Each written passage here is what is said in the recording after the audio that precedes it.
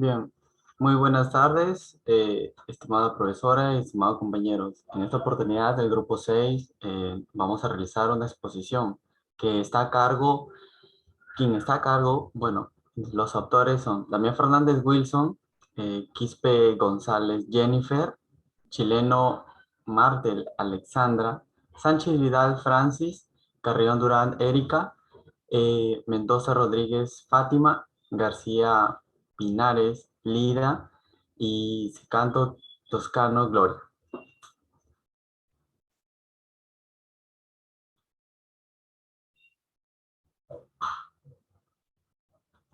Bien, teorías cognitivas. Asume que el aprendizaje se produce a partir de las experiencias.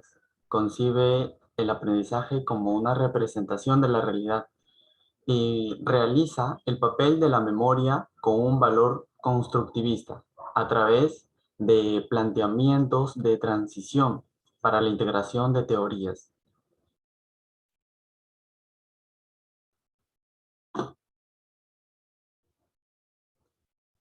Eh, Bien. A continuación, teorías cognitivas. Inicia a fines de 1950. Surgen dos corrientes, el conductivismo, la conducta observable, el cognitivismo, la actividad mental del individuo. Bueno, se pueden apreciar tres factores para aprender, el extremo, el interno y el vicario. Como tipos de aprendizaje tenemos la observación sin refuerzo, observacional, el condicionamiento vicario, análisis científico, bueno, que nos da la teoría es comprender la conducta humana. Y por último, los antecedentes. Como número uno tenemos la genética de Jean Piaget, la aparición de ordenadores de ENIAC en 1944 y de la comunicación de Shannon de 1948. Siguiente, por favor. Siguiente compañero. Bien, ¿cuál es la diferencia entre la teoría asociacionista y la teoría cognitivista?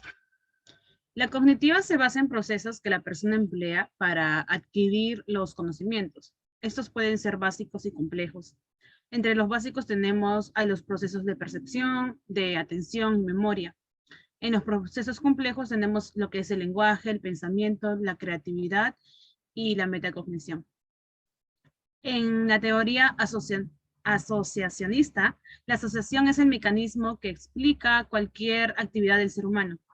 Se conoce también como teorías conductuales, abordando el aprendizaje como producto de vínculos, presentando estímulos y respuestas. En otras palabras, en nuestro aprendizaje pueden ser reducidos o condicionados. Como podemos ver en la diapositiva, la asociacionista, el aprendizaje consiste en la adquisición de las nuevas asociaciones, mientras que en la cognitiva, el aprendizaje consiste en cambios en la estructura mental del aprendiz, originados por las operaciones mentales que realiza. En la asociacionista, el conocimiento consiste en las asociaciones entre estímulos y respuestas, mientras que en la cognitiva, el conocimiento consiste en un cuerpo organizado de estructuras mentales y procedimientos.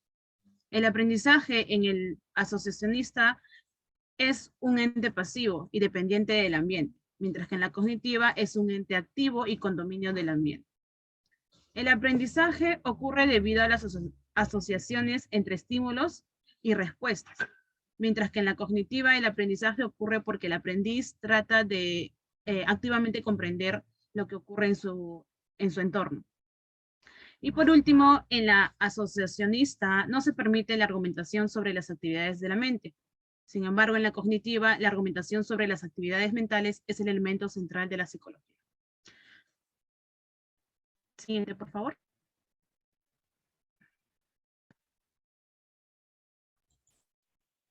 Bueno, con respecto a la teoría psicogenética, ¿no? Esa fue dada por Jean Piaget y a continuación les hablaré un poco sobre su historia, ¿no? En realidad, Jean Piaget, su nombre completo fue Jean William Frick Piaget y nació el 9 de agosto del año 1896. Luego, en el año 1907, a sus 11 años, muy corta edad, obtiene su primera investigación acerca de un gorrión albino. Y este va a ser el influyente para que pueda iniciar su carrera como investigador, ¿no? En 1919 escribe su libro llamado La psicología infantil, y esta es basada con respecto al crecimiento que tienen sus hijos, ¿no? Él ve el desarrollo de sus hijos y hace este libro en base a ellos, ¿no? Y también comenzó a desarrollar su teoría sobre la naturaleza del conocimiento. En el año 1955 creó el Centro de Epistemología Genética, ¿no? Este va a ser su mayor logro, y también tenemos que tener en cuenta que Jean Piaget fue considerado el padre de la epistemología genética. Y él lo va a dirigir y organizar hasta el día de su muerte, que es el 16 de septiembre del año 1980, en el lugar de Ginebra.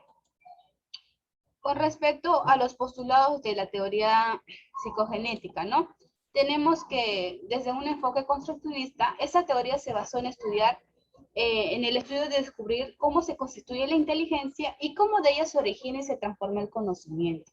Luego tenemos que el método psicogenético tiene mucho que ver con el estudio del conocimiento, ya que permitirá conocer las etapas más fundamentales de la construcción progresiva del conocimiento. O sea, acá se va a tratar desde su inicio del conocimiento, del pensamiento, hasta lo que llegamos hasta la muerte, ¿no? Porque nos va a explicar cómo nos vamos de un conocimiento menor a un conocimiento mayor. También Piaget propone elaborar una teoría del conocimiento explicando cómo el sujeto conoce. Y acá se va a destacar que las emociones van a ser un factor influyente fundamental en lo que es el pensamiento, ¿no? Todo pensamiento va acompañado de una emoción. De ahí tenemos que la adaptación es un proceso complementario que va a incluir a la asimilación y a la acomodación. La asimilación va a ser un proceso de incorporación, ¿no? Vamos a incorporar una información nueva a la que ya teníamos preexistente. Y la acomodación va a ser el cambio, ¿no? Vamos a modificar esa información que teníamos anteriormente por una nueva, ¿no? Y luego tenemos que en la teoría de la psicogenética, los estadios de Piaget van a ser fundamentales, y estos van a ser 4. La sensomotor, perdón. De ahí tenemos la etapa preoperacional, luego tenemos la etapa que es las concretas y las operaciones formales, ¿no? Le pasa a mi siguiente compañero. No, continuando con las situaciones aplicativas, ¿no? Bueno, tenemos dos casos, ¿no? De la teoría psicogenética. Hablamos en el aula de sexto grado de primaria, ¿no? Donde el niño quiere empezar a aprender nuevos conocimientos, el idioma inglés, ¿no? Para eso el estudiante es nuevo este idioma, ¿no? Este curso, ¿no? Tanto para él, que se ve obligado a aprender mediante imágenes, dibujos, ilustraciones, ¿no? De tal manera que esto le permite relacionarlo, ¿no? Con este idioma, ¿no? Y no poder estar equivocándose o errando en los ejercicios prácticos, ¿no? En el cuarto grado de primaria, ¿no? El maestro realiza una actividad, una actividad de hacer una pelota de trapo, ¿no? Donde los estudiantes se ven obligados a querer patearlo, pero no es lo mismo patear una pelota de goma, una pelota de fútbol, a que hacer una pelota de trapo, ¿no? Se dan cuenta que no es lo mismo, ¿no? Esto le permite al estudiante ampliar nuevos conocimientos, acomodar nuevas distinciones, ¿no? Ante esto de lo sucedido. Siguiente diapositiva, por favor. Bueno, continuando con la teoría significativa que es Ausubel, ¿no? David Ausubel nació, como se dice, ¿no? En Brunswick, Nueva York, ¿no? El 25 de octubre de 1918, ¿no? Miembro de una familia de origen judío, ¿no? Él primero emigra en el año de 1918, luego en el año de 1939, él comienza a estudiar lo que es la rama de la medicina, psiquiatría, y acabó especializándose en lo que es el área psicológica. En 1943 realiza sus cursos de maestría, ¿no? En la Universidad de Mixtelis, en 1943. Luego se traslada en 1947, se interesó en el campo en el campo de la adicción a las drogas, ¿no? Y se convirtió en una psiquiatría senior en el Hospital Estatal de Búfalo. En el año de 1950 se convirtió en mejor investigador en lo que es la investigación educativa de la Universidad de Illinois. En el año de 1957, Ausube recibió una beca, ¿no?, de investigación para luego estudiar en Nueva Zelanda, ¿no?, y continuó su trabajo en el desarrollo psicológico. Y por último, publicó su monografía de Psychology and Verbal Learning en el año de 1963. En el año de 1976 recibió el premio Thorndike en la Asociación Americana de Psicología por contribuciones psicológicas distinguidas a la educación. Y por último, en el año 1994, David Ausube se retiró de la vida profesional, ¿no?, dedicó sus últimos años en la vida de la escritura. Desde el paso a mi siguiente compañera. Gracias, compañero. Vamos a tocar el tema de los postulados. El aprendizaje significativo, según Ausube, ocurre cuando una nueva información se conecta con un concepto relevante preexistente en la mente del ser humano. Así es, para que un nuevo conocimiento sea adaptado por el estudiante, tiene que tener ya los conocimientos previos, ¿no? Para que sea de mayor facilidad, los pueda relacionar y pueda tener un mejor entendimiento con respecto al tema que se está tratando. Entonces, el factor que más determina lo que aprende una persona es el tipo de conocimiento que ya posee. Los conocimientos están organizados de manera jerárquica, siendo algunos conceptos más relevantes que otros. Así es. Va a priorizar de acuerdo a su interés, o lo que sea más importante para él, lo va a jerarquizar. La nueva información será almacenada de forma fácil si se la puede relacionar con aquellos conceptos que tengan un mayor peso en la memoria. La predisposición y el material de aprendizaje son condiciones que deben estar presentes en el proceso de aprendizaje, deben ser significativos y que aporten nuevos esquemas de conocimiento. Así es, cuando hablan de la predisposición, se está refiriendo al tema de motivación, ¿no? La motivación tiene que predominar en todos los momentos en una sesión de clase, porque eso va a determinar de que el estudiante está predispuesto para poder asimilar o recepcionar los conocimientos y así poder alcanzar el objetivo, que es que alcancen el aprendizaje significativo, que es lo que nos refiere esta teoría.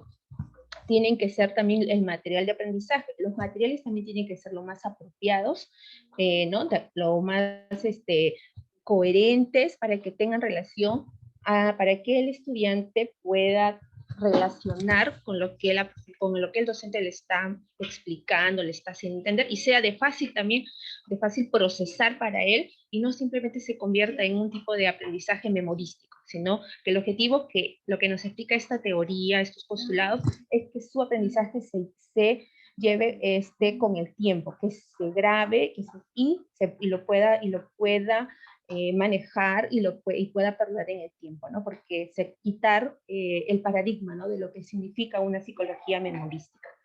Pasamos a las situaciones aplicativas. Tenemos dos ejemplos. En este caso, en el aula de quinto grado de primaria, se realiza una clase de imágenes y dibujos. Luego los estudiantes reconocerán los conocimientos previos.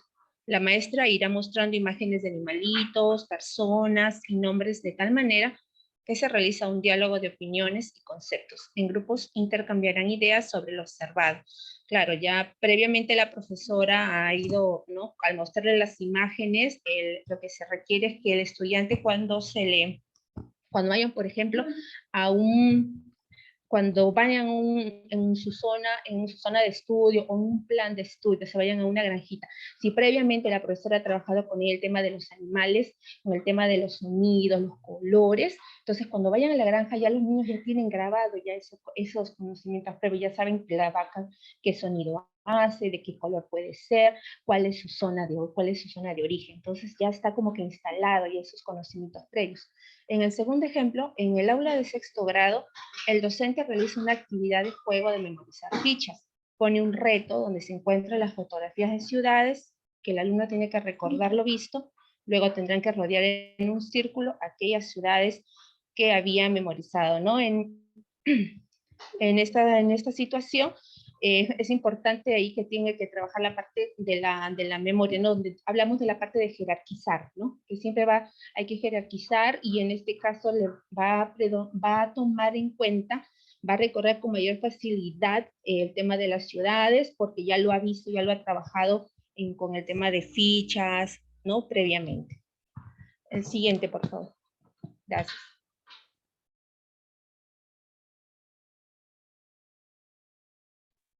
Bueno, y pasamos a lo que es el aprendizaje por descubrimiento, donde tenemos a Jerome Bruner. Nacido en 1915, fue un psicólogo y pedagogo estadounidense. En el año 1941 ejerció su cátedra de psicología cognitiva en la Universidad de Harvard. Ya en el año 1960 fundó el Center for Cognitive Studies, primer centro de psicología cognitiva. En el año 1963 recibe el premio de la Asociación de Psicología, en donde formó parte del equipo de investigadores Proyecto MACOS. En el año 1970 realiza investigaciones sobre la adquisición del lenguaje en los niños. En el año 1974 fue acreedor de la medalla de oro SIVA. En el año 1984 publica su libro Acción, Pensamiento y Lenguaje. Y en el año 1987 obtiene el premio Balzan por sus contribuciones al entendimiento de la mente humana.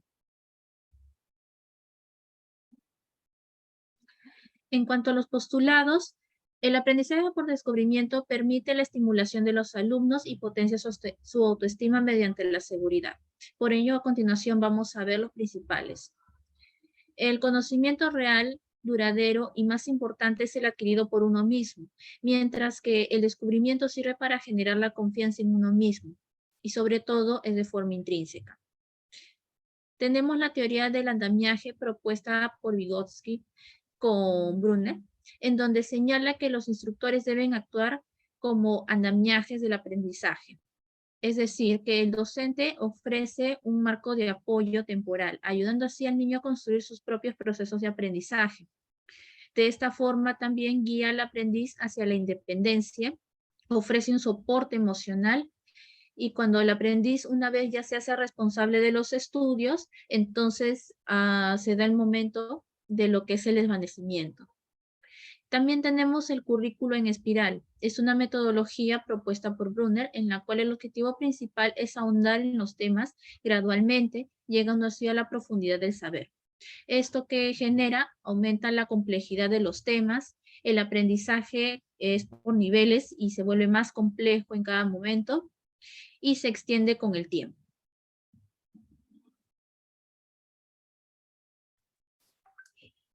Ahora vemos las situaciones aplicativas. Como primer ejemplo, vemos que en la clase de matemática, la profesora explica el tema de división en el aula.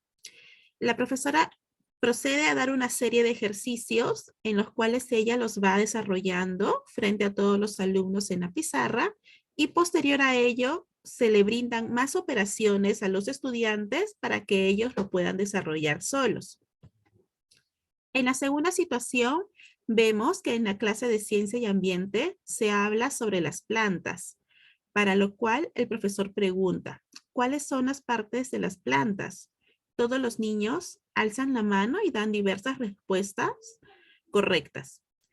Al ver esto, el profesor ve que los niños han entendido sobre ese tema anteriormente y procede a enseñarles sobre las funciones de cada una de las plantas.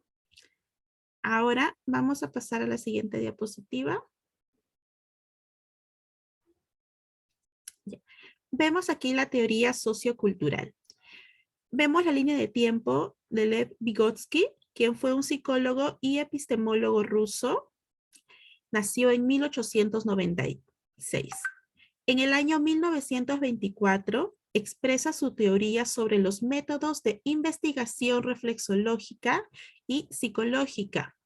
En el año 1925 creó un laboratorio de psicología para la infancia anormal.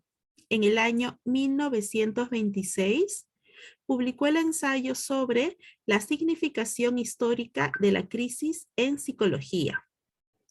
Posterior a ello, en el año 1929, ha formado pedagogos y psicólogos en la Universidad de Asia Central.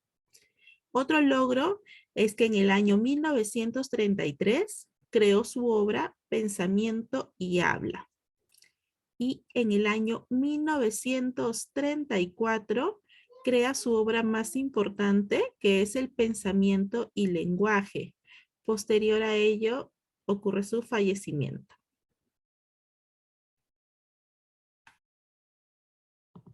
Muy bien. Vamos a ver con referente al tema de los postulados de esta teoría socialista. En este caso, desde la perspectiva educativa, esta teoría ha contribuido con la educación de una manera significativa, donde tenemos los principales postulados que son. El número 1 es que afirma que el desarrollo del ser humano está íntimamente ligado a la interacción con el contexto histórico-social, logrando desarrollar sus potencialidades. Recordemos que cuando habla de un contexto histórico-social, histórico-cultural, habla del entorno que rodea al menor. Cuando hablamos también en el punto número 2, que a mayor interacción social, mayor conocimiento, mayor posibilidades de actuar, más robustas funciones mentales, es decir, que en el día a día el menor va desarrollando con la interacción social mayores conocimientos que puede ir adaptando con las distintas ramas que va a ir llevando o con las distintas áreas que va a ir llevando en el ámbito educativo. Punto número 3. Considera que la comprensión del desarrollo cognitivo infantil solo es posible si se atiende a la cultura en la que se desenvuelve el niño. Es decir, como ya lo habíamos mencionado puntos arriba, que en este caso el menor se va a desenvolver en un ámbito histórico-cultural, él se va a desarrollar mejor en cuanto a lo que lo rodea, en cuanto a lo que él va viviendo y en cuanto a lo que él va a ir vivenciando poco a poco.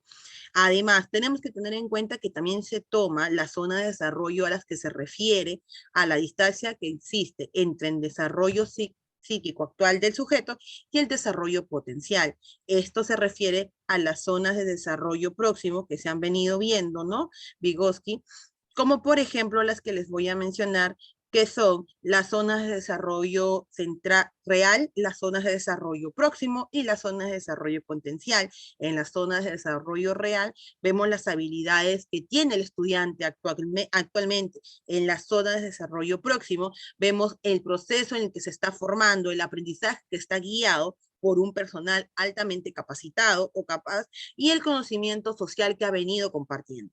Y en la zona de desarrollo potencial se va a desarrollar el nivel que ha podido alcanzar con el apoyo del guía. Siguiente diapositiva, compañera, por favor. Muy bien. Ahora vamos a ver dos situaciones aplicativas. En la primera vemos, en las instituciones educativas, se realiza una salida educativa hacia la comisaría de la comunidad. La profesora del tercero A solicita a sus estudiantes que escuchen y vean atentos. Al día siguiente, comentan en el aula sobre la salida y la profesora les solicita que comenten sobre la parte favorita y las funciones que realizan en la comisaría. En este caso, estamos viendo que el menor está realizando el punto número 1 del postulado que habla del desarrollo histórico-cultural, que en este caso él ha vivenciado, ¿sí? Lo que viene a significar los servidores de su comunidad en los que él en caso ha visitado, que es de la comisaría, y está desarrollándole la parte, ¿no? La parte favorita que ha visto. En el caso número 2, en el aula de cuarto grado, se habla sobre el uso de la tecnología. Se forman grupos de trabajo donde el maestro solicita que cada grupo presenten beneficios de la tecnología. Los estudiantes dialogan e intercambian ideas para cumplir con la tarea. Entonces, en este caso vemos que cada estudiante está compartiendo de manera no individual, pero al mismo tiempo de manera grupal, lo que está viviendo y lo que ha intercambiado las ideas, los aportes, entre otros que han podido hacer para que de esta forma puedan socializar y puedan intercambiar las ideas. Muy bien. Entonces, profesora, estas son las referencias de donde hemos sacado todo el contenido que ha podido visualizar en nuestras diapositivas. Con esto se despide el grupo número 6. Muchas gracias.